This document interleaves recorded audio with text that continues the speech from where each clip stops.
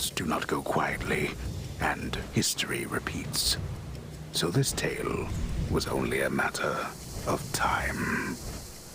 Hades 2 is finally here, and as someone who gave the first game a perfect 10 out of 10, I went into the sequel with sky-high expectations. I played the original to death when it launched on the Nintendo Switch. The roguelike combat, the gorgeous art, the story, the music, it was all perfect.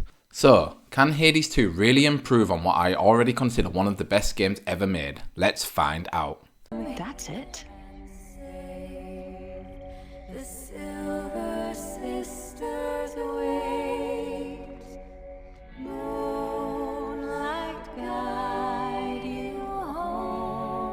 If you're new to the Hades series, the first game follows Zagreus, the rebellious son of Hades, trying to escape the underworld. Hades 2 shifts the focus to his sister, Melinoe, a secret daughter of Hades and Persephone who was raised by the Titaness Hecate to be a witch and a warrior. Her mission? To stop the return of Kronos, the Titan of Time, who has escaped his prison, captured the House of Hades, and is now waging war on Olympus.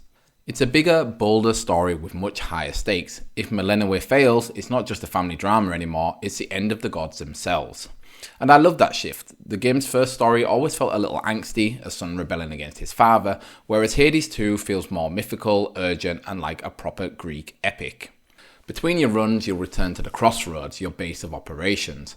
Here you'll talk to characters like Hecate, your mentor and harshest critic, Odysseus, the ever-calm strategist, and Nemesis, who straight up doesn't like you and constantly tests your strength. It's incredible how much dialogue is packed into this game. Like the first Hades, every conversation reacts to what you've done on your last run, and the writing is still top tier. There's also a bigger focus on relationships this time. You can give characters nectar to build bonds, learn more about them, and even invite them to hang out, whether that's relaxing in a hot spring or chatting to them in a taverna. My personal favourite is Lord Moros, Doom himself, whose backstory with the Fates add real depth to the world. The Crossroads also give you more to do between runs. The Giant Witch's Cauldron lets you craft incantations and add new rooms, unlock healing fountains, or permanently upgrade your base. It's great, but it can slow down the pace a little bit. Sometimes I just wanted to jump straight into another run, and the sheer amount of materials and upgrades can feel overwhelming. And that brings me on to one of my biggest complaints. Hades 2 has a lot of materials, maybe too many. You've got your gold for in-run purchases, bones, ashes, psyche, seeds, the list goes on. Each one upgrades something slightly different, and for a while it's hard to know what to prioritise. There's even a farming mechanic now where you plant seed between runs. It's fun in theory, but it adds to that sense of information overload. That's not game breaking, but it does make early progress feel a bit grindy, especially when you're stuck fighting Kronos over and over, gathering just enough resources to buy the next upgrade. One of the biggest systems replacing Zagreus' Mirror of the Night is the Altar of Ashes and Arcana cards. These cards act like tarot-style upgrades, things like restoring health when you leave a room or improving the rarity of boons from the gods. You can only equip a certain number, limited by Melinoe's Grasp, which you can upgrade over time. Visually they're stunning, but personally I prefer the Mirror of the Night. The cards feel a little like Supergiant wanted to jump on the card game trend, and while they add depth, I didn't feel as in control of my build. That said, the Death card, which gives you multiple Death Defiances, is a must-have, and experimenting with different card setups can lead to some interesting synergies later on. Now, let's talk about combat, the heart of Hades 2. At first it feels familiar, fast, fluid and addictive, but then you discover the Omega system and everything clicks. Every attack, special and cast can be charged into an Omega move using mana. It's a clever layer of strategy. Do you burn through your mana for massive bursts of damage or save it for key moments? In Hades 1, the cast always felt like an afterthought. Here it's completely reworked. The new circular cast traps enemies in place, and the Omega cast can turn the tide of a fight. Once I started using the Omega moves properly, I was hooked and finally managed to beat Kronos.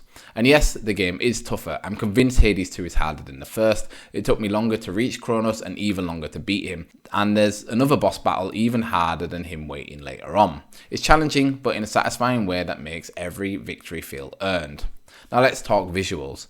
Gen Z's art has always been one of Supergiant's biggest strengths, and Hades 2 is no exception. The shift from 2D to 3D assets makes everything feel smoother and more alive. The animation is gorgeous, the colour palette is striking, and on the Switch 2 at 60 frames per second, it looks phenomenal. If you go back to the original now, it almost looks like a prototype in comparison.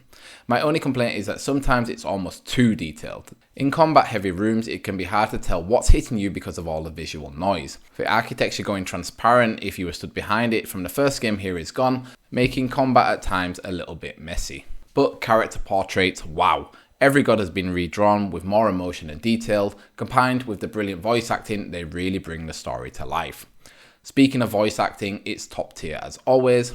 Judy Alice Lee absolutely nails Melinoe's transformation from cold and distant to powerful and human. And while I love Darren Korb as Zagreus, you can feel the extra nuance that comes with a dedicated actor in the lead role. No headmistress can be very demanding. I'm sure she hopes I would have encountered more success by now, but she's been nothing but patient. The rest of the cast is equally fantastic. Ben Starr, yes, Clive from Final Fantasy XVI, even appears as a boss that I won't spoil here. And of course, Supergiant regular Logan Cunningham is back, voicing multiple characters including Kronos and Homer, who is the game's narrator.